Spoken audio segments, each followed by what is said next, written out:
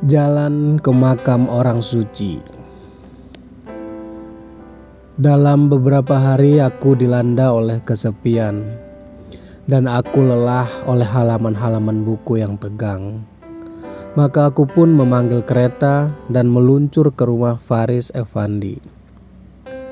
Begitu aku sampai di hutan pinus tempat orang-orang berdama wisata, pengemudi mengambil jalan pintas dalam keteduhan pepohonan di kiri kanan jalan. Sambil melaju, kami dapat menyaksikan keindahan rumput hijau, pohon-pohon anggur dan bunga-bunga bulan nisan yang berwarna-warni sedang bermekaran.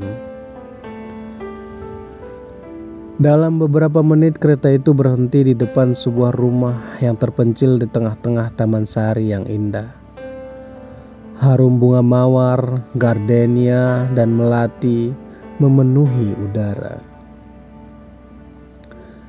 Begitu aku turun dari kereta dan memasuki kebun yang lapang, aku melihat Faris Effandi datang menyambutku.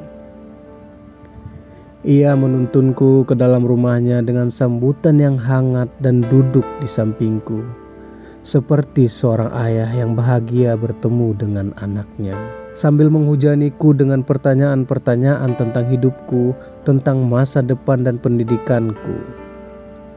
Kujawab ia dengan suaraku yang penuh hasrat dan semangat, karena aku mendengar dalam telingaku berdengung suara himne kemenangan.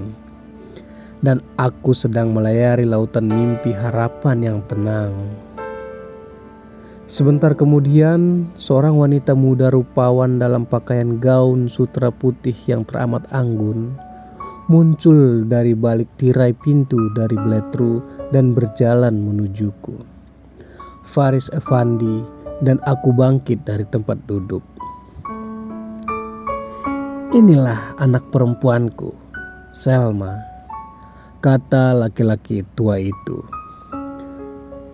Lalu ia memperkenalkan aku kepadanya sambil berkata, "Nasib baik mengembalikan padaku seorang kawan lama yang baik dalam diri anaknya." Selma melirikku sesaat, seolah-olah meragukan bahwa ada tamu yang bisa memasuki rumah mereka. Tangannya ketika aku menyentuhnya seperti sekuntum bunga bakung putih. Dan perasaan derita yang aneh tiba-tiba menyergap hatiku. Kami semua duduk dengan diam, seolah-olah Selma membawa serta ke dalam ruangan itu suatu semangat surgawi yang setara dengan rasa hormatnya yang bisu. Begitu ia merasakan keheningan, ia tersenyum padaku dan berkata, "Sudah berulang kali ayahku mengisahkan padaku tentang masa muda dan masa tuanya yang dilaluinya bersama ayahmu. Jika ayahmu bercakap padamu dengan cara yang sama, pastilah pertemuan ini bukanlah yang pertama di antara kita." Lelaki tua itu senang hatinya mendengar anak perempuannya berbicara begitu dan berkata, "Selma sangat perasa. Ia memandang segala sesuatu lewat mata jiwa." Kemudian ia melanjutkan percakapannya dengan hati-hati dan cermat, seolah-olah ia telah menemukan dalam diriku suatu pesona ajaib yang membawanya di atas sayap-sayap kenangan pada hari-hari yang silam. Begitu aku menimbang-nimbang dirinya sambil memimpikan tahun-tahun terakhirku sendiri, ia memandangiku seperti sebatang pohon tua yang tinggi menahan badai, dan matahari melemparkan bayang-bayang pada sebatang pohon muda yang kecil yang bergoyang dalam semilir angin fajar. Namun Selma diam membisu. Tiba-tiba ia melemparkan pandangnya, mula-mula padaku, lalu pada ayahnya, seolah-olah sedang membaca bab pertama dan bab terakhir suatu drama kehidupan. Hari berlalu begitu cepat di taman itu. Dan lewat jendela aku dapat menyaksikan kecupan surya membenam yang kuning menghantu pada pegunungan Lebanon. Faris Effendi terus menghitung-hitung kembali segala pengalamannya, dan aku senang mendengarkan dan menjawabnya dengan begitu bergairah sehingga duka citanya berubah jadi kebahagiaan. Selma duduk dekat jendela, terus memandangku dengan mata yang syarat nestapa dan tidak berbicara walau keindahannya punya bahasanya sendiri yang surgawi dan lebih agung daripada suara-suara lidah dan bibir. Suatu bahasa tanpa batas masa yang meliput segala umat manusia. Sebuah danau tenang yang menarik sungai berkidung ke dalam palungnya dan membuatnya diam.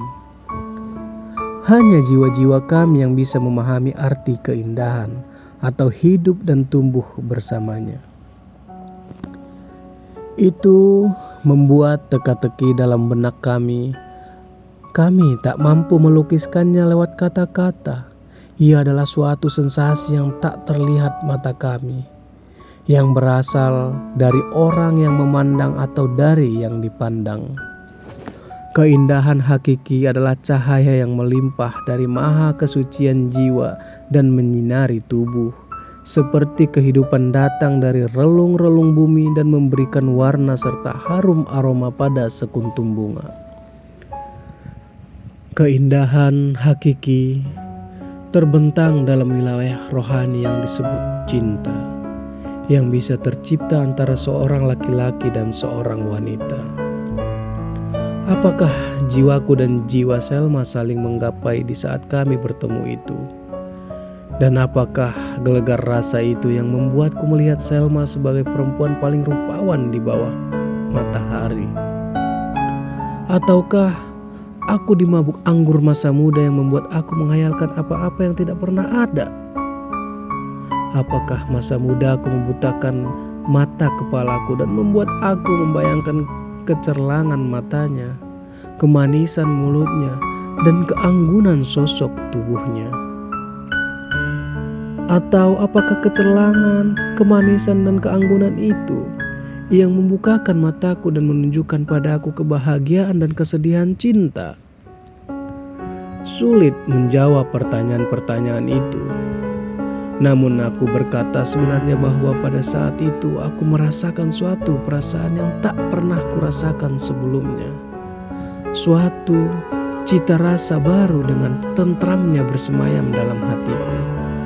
Seperti roh melayang-layang di atas lautan pada penciptaan dunia, dan dari cita rasa itu lahir kebahagiaan dan kesedihan. Begitulah berakhir saat pertemuanku yang pertama dengan Selma, dan begitu pula kehendak Tuhan membebaskan diriku dari kungkungan masa muda dan kesendirian dan membiarkan aku berjalan dalam prosesi cinta.